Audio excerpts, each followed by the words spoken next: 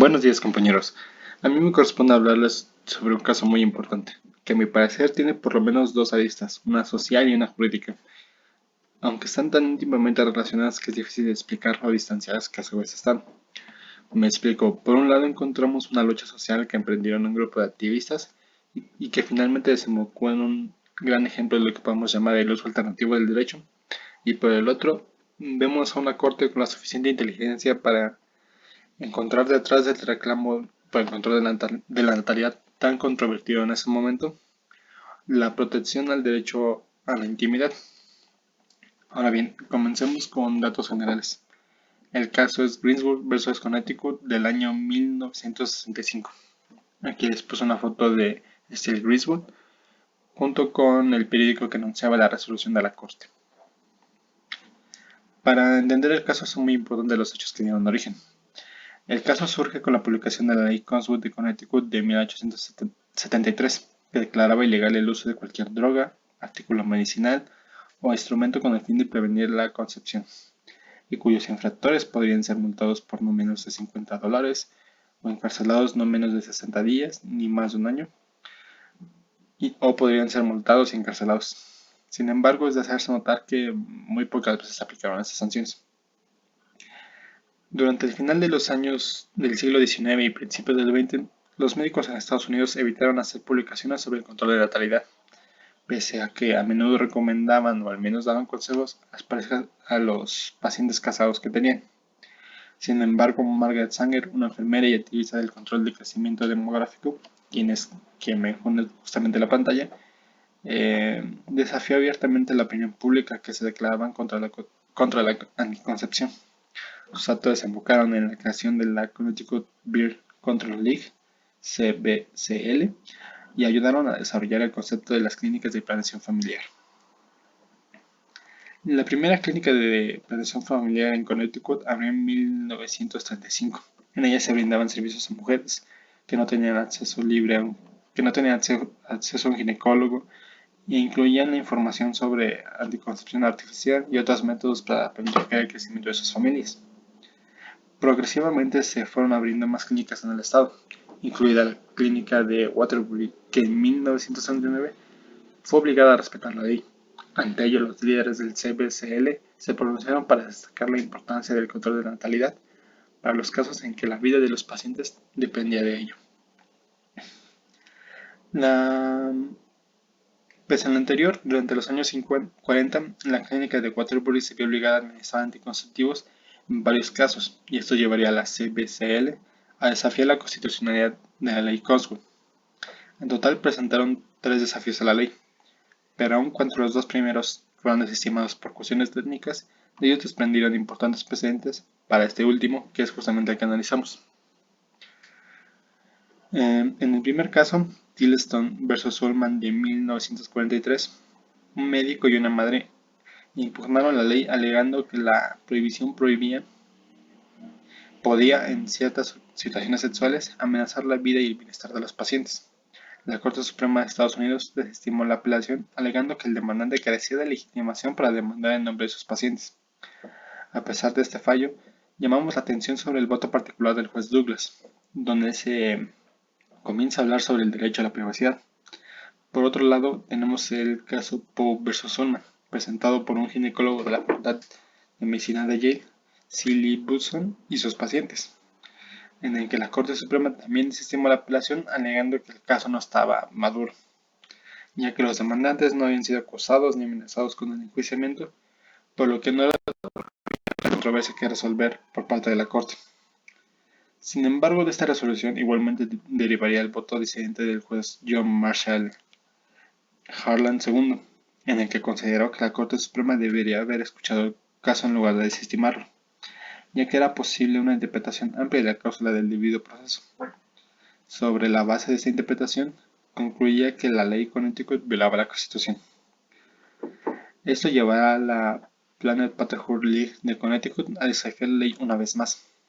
Estelle T. Wiscombe, activista feminista que sirvió en la Planned Parenthood League Connecticut, como directora ejecutiva de 1954 a 1965, encabezó un esfuerzo inicial por apoyar financieramente a las mujeres que requerían anticonceptivos, ayudándolos a tomar un autobús a las ciudades de Nueva York y Rhode Island.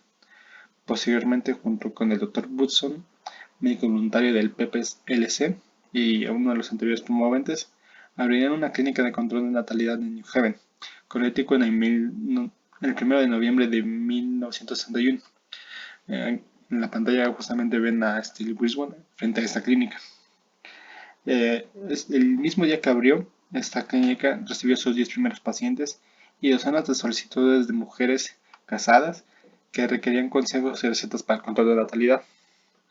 Ambos, tanto Griswold como Burston, fueron arrestados, juzgados, declarados culpables como cooperadores necesarios y multados con $100 cada uno.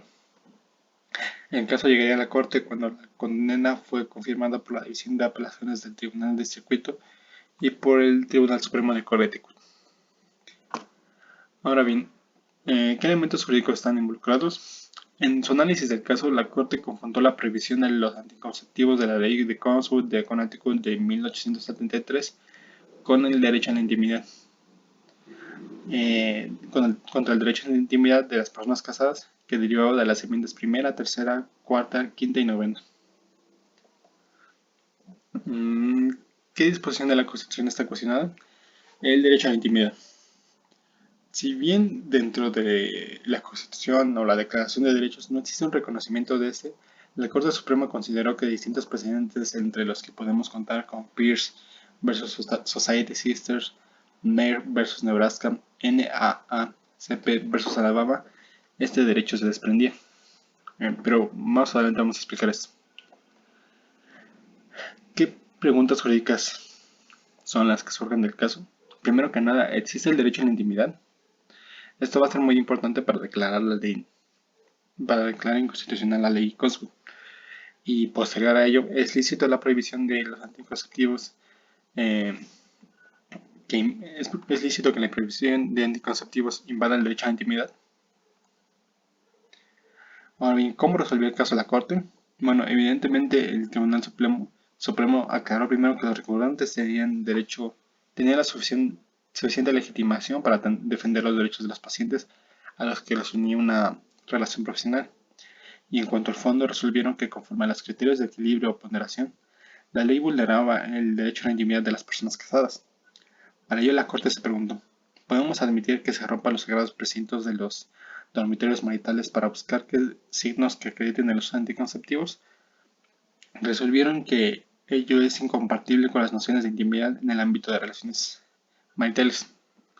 Como tal, ellos nunca se pronunciaron a favor del uso de anticonceptivos. Lo único que hicieron es cuestionar la forma en la que esta ley se hacía cumplir, que justamente era a través de la intromisión en la intimidad de las personas casadas. Lo importante va a estar en los razonamientos o argumentos que se dieron para el voto mayoritario, ya que realmente la protección del derecho a la intimidad es mucho más importante que el control de la natalidad. Para ello consideraron, tomando en cuenta otros precedentes, que frente a los derechos específicos y principales se tienen que tomar en cuenta otros derechos periféricos, pues de otro modo estos estarían menos garantizados. El derecho a la libertad de expresión, por ejemplo, no puede ser nada sin el derecho a hablar, a imprimir, a distribuir y a leer. Estos casos anteriores a esta resolución fueron posibles y se determinaron gracias a derechos que no están expresamente en la Constitución, pero que derivan de zonas de penumbra de los mismos textos legales.